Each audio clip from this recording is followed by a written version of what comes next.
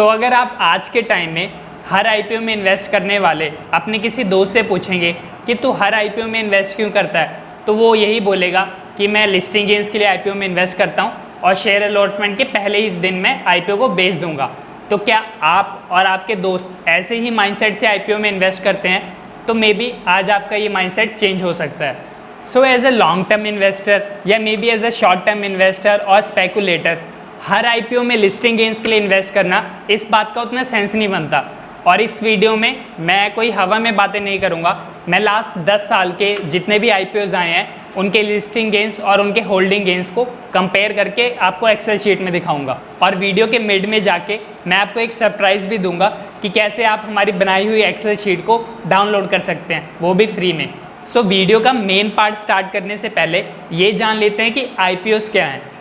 Basically Indian stock market में दो major national level के स्टॉक एक्सचेंजेस हैं। First one is Bombay stock exchange, second one is national stock exchange. Bombay stock exchange में at present around 5000 से ज़्यादा companies listed है और नेशनल स्टॉक एक्सचेंज में एट प्रेजेंट अराउंड 1900 से ज़्यादा कंपनीज लिस्टेड है। बेसिकली वो 5000 कंपनीज और वो 1900 कंपनीज जिनके शेयर आप और मैं डे टू डे लाइफ में स्टॉक एक्सचेंज से खरीद या बेच सकते हैं, वो सारी कंपनीज रैंडमली तो नहीं आई हैं। उन सारी कंपनीज जो भी आज स्टॉक मार्केट में लिस्टेड हैं, जिनके शेयर्स हम खरीद पाते हैं, वो कंपनीज को कभी ना कभी फर्स्ट टाइम अपना आईपीओ लाना पड़ा था। Basically IPO means initial public offering. Initial means for the first time that the company is coming to the stock exchange for the first time. Public means वो आप और मेरे जैसे कॉमन लोगों के लिए आई है। Offering means the company is offering its shares to the public. IPO में कंपनी अपने शेयर्स लोगों को ऑफर करती है और इन रिटर्न लोगों से पैसा उठाती है। आईपीओ में कंपनी फर्स्ट टाइम अपने शेयर्स या यूँ कह सकते हैं कि कंपनी अपना स्टेक अपने हिस्सेदारी आम लोगों को, पब्लिक को बेचती है और इन रिटर्न कंपनी को क्या मिलता है? कंपनी को आम लोगों से, पब्लिक से उस स्टेक के बदले, उन शेयर्स के बदले फंडिंग मिल जाती है, पैसा मिल जाता है। आईपीओ में कंपनी अपने शेयर्स पब्लिक को ऑफर करती है और इन रिटर्न पब्लिक से पैसा उठाती है। आईपीओ में कंपनी अपना स्टेक बेच के बेसिकली पब्लिक से पैसा क्यों ही उठाती है? तो इसका रीज़न एक ही है कि कंपनी को मे बी अपने ग्रोथ के लिए, उस कंपनी को आगे बढ़ाने के लिए पैसे की ज़रूरत होती है।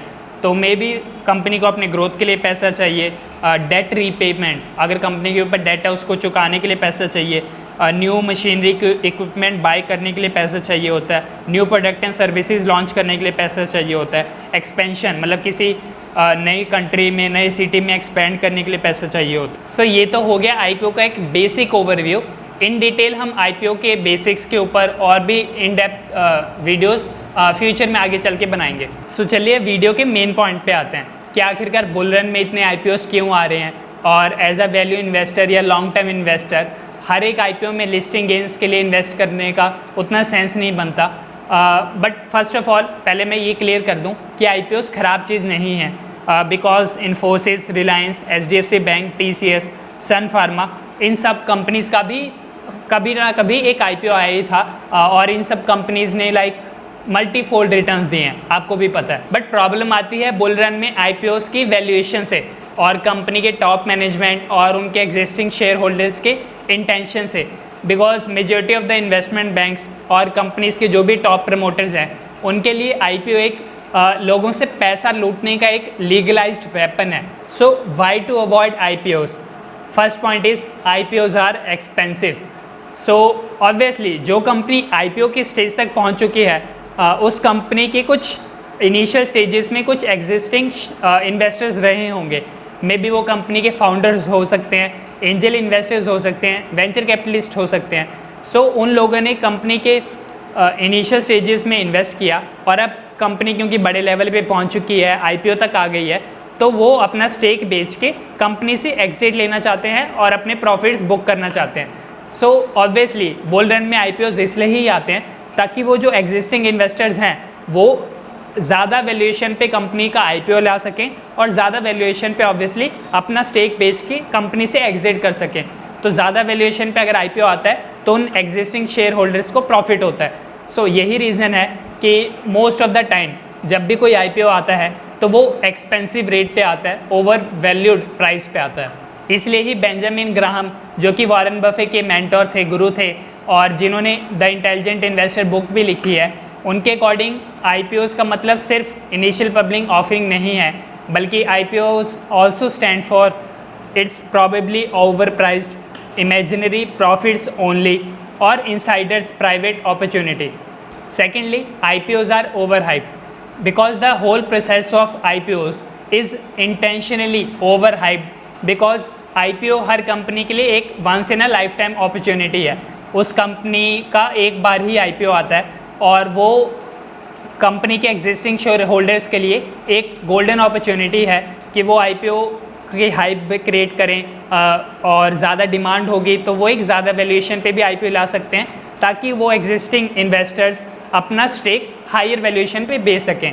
इसलिए जब भी कोई IPO आता है तो कुछ वर्ड्स यूज़ किए जाते हैं like listing gains, bright future, long term story, cheap and attractive. So ये हाइप इसलिए ही क्रिएट की जाती है ताकि ज़्यादा लोग उस IPO में इन्वेस्ट करें और एग्जिस्टिंग शेयर होल्डर्स अपना स्टेक ज़्यादा हाई वैल्यूएशन पे बेच सकें और उस कंपनी से प्रॉफिट बुक करके एग्जिट कर सकें.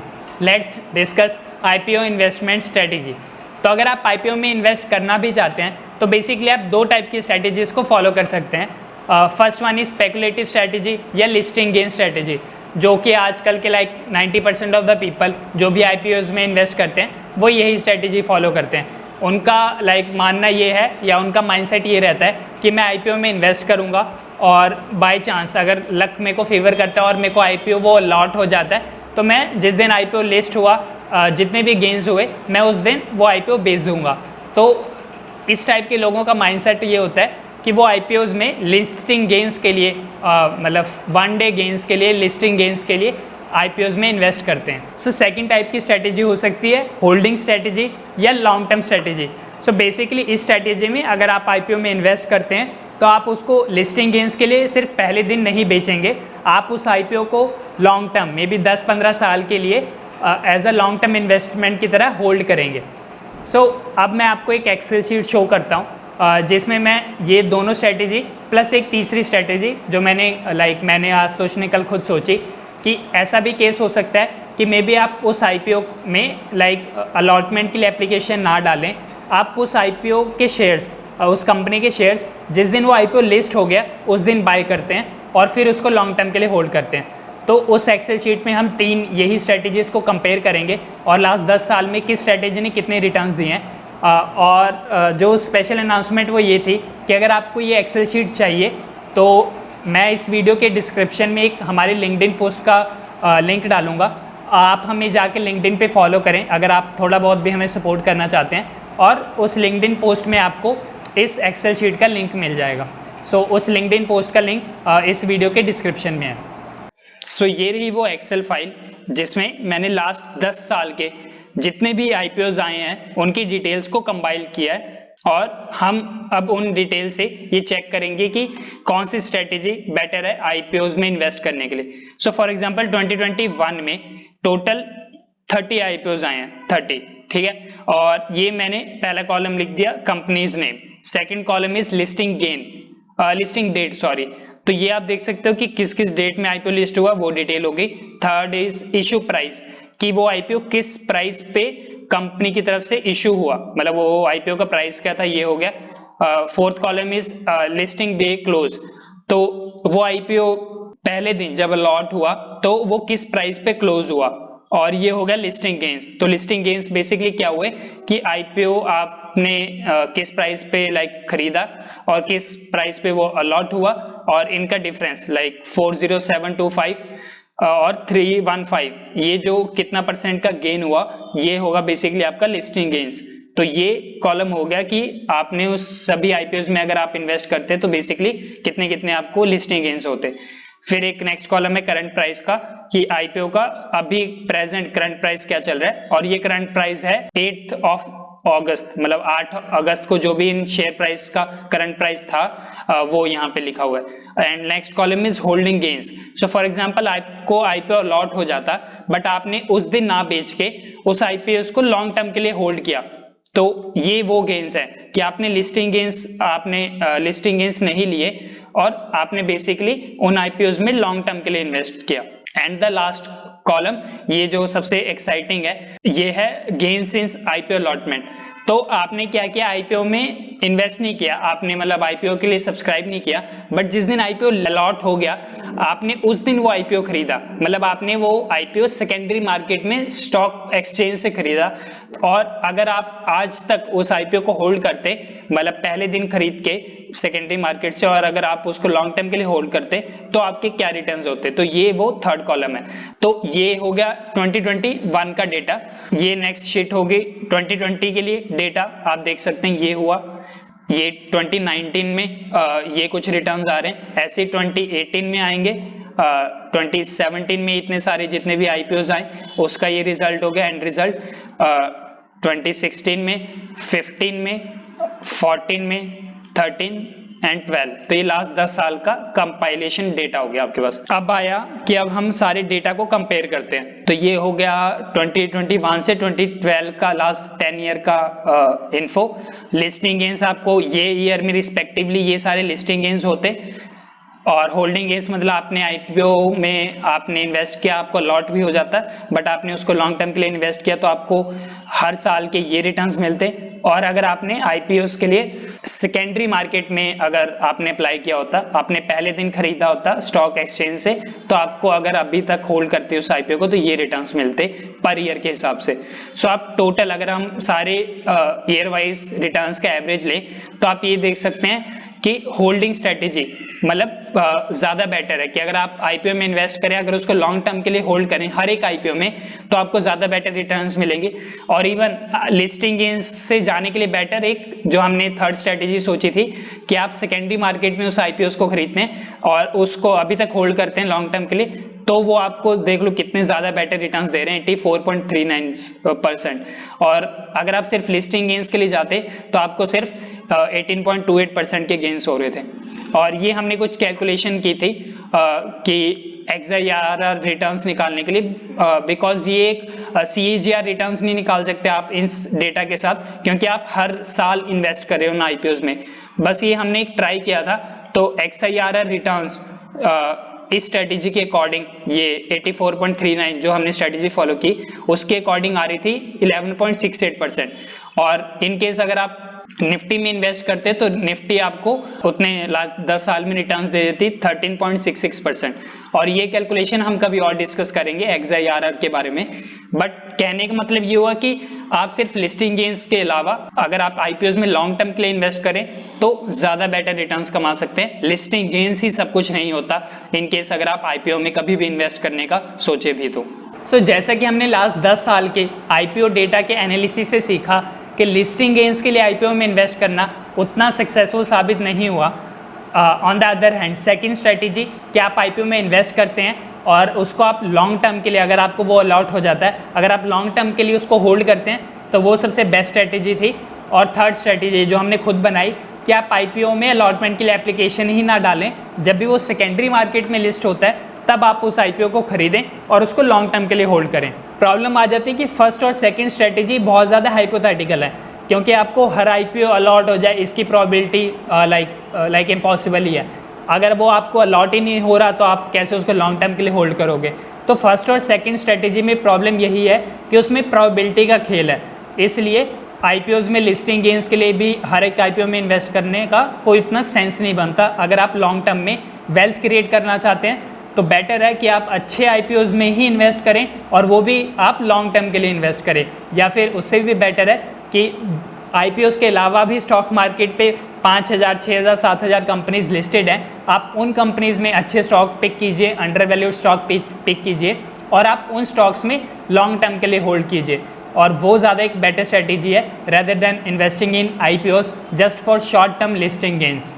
आईपीओज में सिर्फ लिस्टिंग गेन्स के लिए इन्वेस्ट करना इसका उतना सेंस इसलिए भी नहीं बनता बिकॉज प्रोबेबिलिटी आपके अगेंस्ट काम करती है। एक सिंपल लॉजिक है जो किसी किताब में नहीं मिलेगा या कोई बात भी नहीं करता।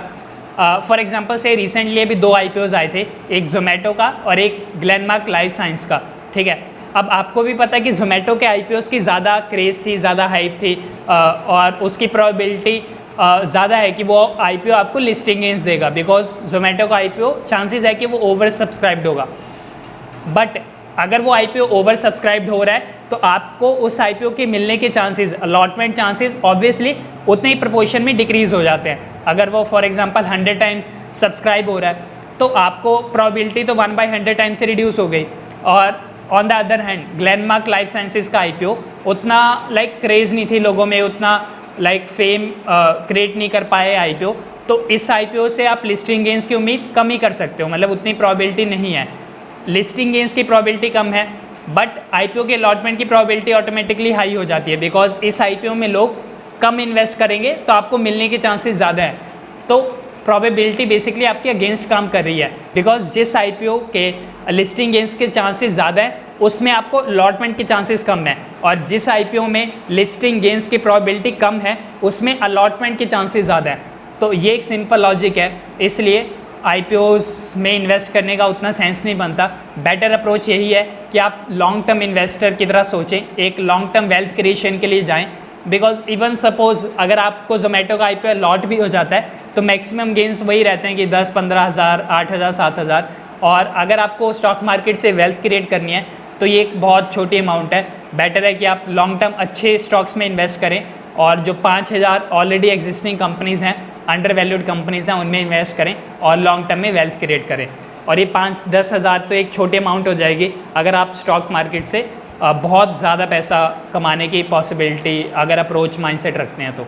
सो आज की वीडियो के लिए बस इतना ही। अगर आपको ये वीडियो अच्छी लगी, हमारा मेहनत अच्छा लग रहा है, हमारा काम अच्छा लग रहा है आपको, तो प्लीज़ इस वीडियो को लाइक करें, अपने व्यूज़ कमेंट करें, हमारे चैनल को सब्सक्राइब करें, फिलनेट चैनल को। अगर आपको भी वो एक्सेल शीट चाहिए हो तो आज उस एक्सेल शीट का डाउनलोडेबल लिंक हम अपने फिनलाइट के लिंक्डइन पेज पे पोस्ट के फॉर्म में डाल देंगे, और उस पोस्ट का लिंक यूट्यूब चैनल के वीडियो के डिस्क्रिप्शन में डाल देंगे। तो आप प्लीज़ हमें लिंक्डइन पे सपोर्ट कीजिए, लिंक्डइन पे हमें फॉलो कीजिए, और वहाँ से आप वो एक्सेल शीट डाउनलोड कर सकते हैं। So thank you so much for watching this video, और मिलते हैं नेक्स्ट वीडियो में। तब तक के लिए bye bye and keep growing, keep investing. See you, bye.